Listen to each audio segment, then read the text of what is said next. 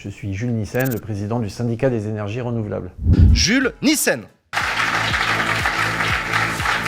Donc, le CER, c'est le syndicat des énergies renouvelables. C'est l'organisation qui regroupe toutes les structures, entreprises qui ont quelque chose à voir avec la production d'énergie renouvelable, les gros énergéticiens, les plus petits, et c'est aussi un lobby. Alors je sais qu'utiliser ce terme en France, c'est un peu provocateur, ça existe dans toutes les démocraties.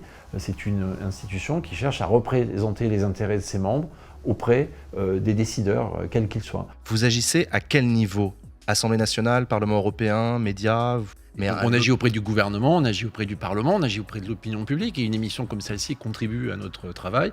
Il y a aussi un enjeu d'intérêt général, puisque au fond, ce que produisent tous nos membres, c'est une alternative aux énergies fossiles, et donc ça contribue à la décarbonation de notre pays. En réalité, il faut qu'on s'adresse en priorité au grand public, y compris pour que les messages qu'on passe auprès du grand public soient aussi entendus par les responsables politiques et que ça permette d'atteindre les objectifs qu'on poursuit. On sort d'un monde où l'énergie était assez transparente, de l'électricité qui vient de quelques centrales nucléaires, il y en a une vingtaine en France, quelques barrages hydroélectriques, et puis du fossile. Et on veut passer à un monde qui soit moins dépendant de l'extérieur, qui soit plus décarboné, donc ça oblige à installer des projets d'énergie sur le territoire national.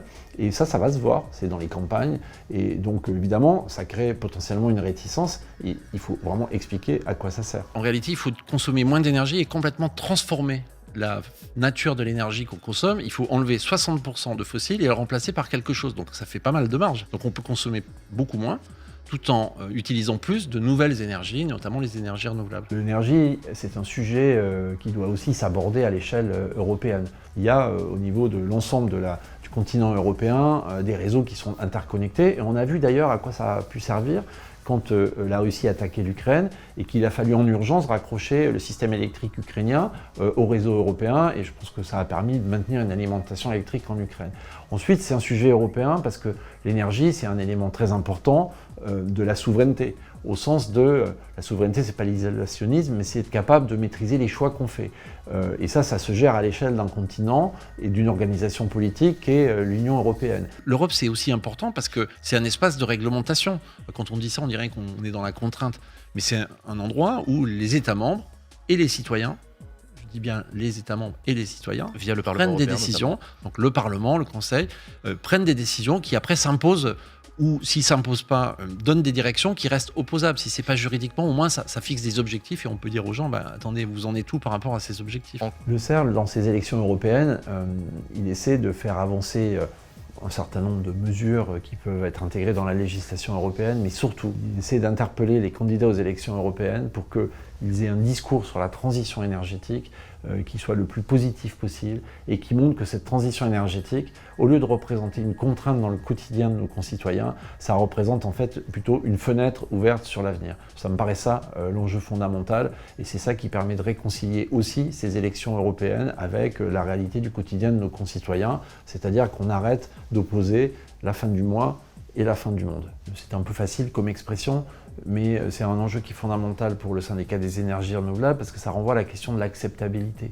La plupart de nos concitoyens se préoccupent évidemment de boucler leur fin de mois, et c'est complètement légitime et c'est normal. Ce qu'on leur demande de faire, c'est des changements dans leurs habitudes. Et ces changements, ils ne sont pas faciles à faire et parfois ils ont un coût. Et si ce n'est pas accompagné, ce coût, il va être compliqué à être accepté. Donc quand on dit réconcilier la fin du mois et la fin du monde, c'est faire en sorte que ce qu'on sait qu'il faut faire pour essayer de retarder la fin du monde le plus possible, c'est-à-dire lutter contre le réchauffement climatique, soit aussi compatible avec l'équation dans laquelle chacun de nos concitoyens se trouve vis-à-vis de sa propre vie, de ses propres contraintes. Et c'est très pragmatique, c'est des contraintes économiques, c'est des contraintes du quotidien, se nourrir, se loger, se déplacer, voilà, c'est ça. Le syndicat des énergies renouvelables, il attend aussi des institutions européennes qu'elles continuent à être une force d'impulsion, qu'elles continuent à définir les grands axes de la politique énergétique et surtout la manière d'atteindre la neutralité carbone à 2050 que la plupart des pays se sont engagés à atteindre au travers de l'accord de Paris. On a besoin d'avoir ces lignes directrices, si j'ose dire, et c'est à la Commission européenne, au Parlement européen, aux États membres, de construire ce chemin, de l'exposer et de l'expliquer le plus pédagogiquement possible à tous nos concitoyens. Tout à l'heure, on va recevoir des candidats aux élections européennes du 9 mars prochain. Ce sera ma dernière question. Si tu devais leur poser une question, tu leur demanderais quoi ? Eh bien, d'abord, je leur dirais que, à mon avis, personne de sensé ne conteste le fait que les activités humaines contribuent au réchauffement climatique par l'émission de gaz à effet de serre. Personne ne conteste non plus que la dépendance qu'on a aux énergies fossiles, outre d'être contributrice au gaz à effet de serre, et crée également une exposition très forte aux risques, que donc il y aurait beaucoup de choses positives à tirer de cette transition énergétique, et que pourtant on a l'impression qu'elle est vécue comme une contrainte et comme une difficulté.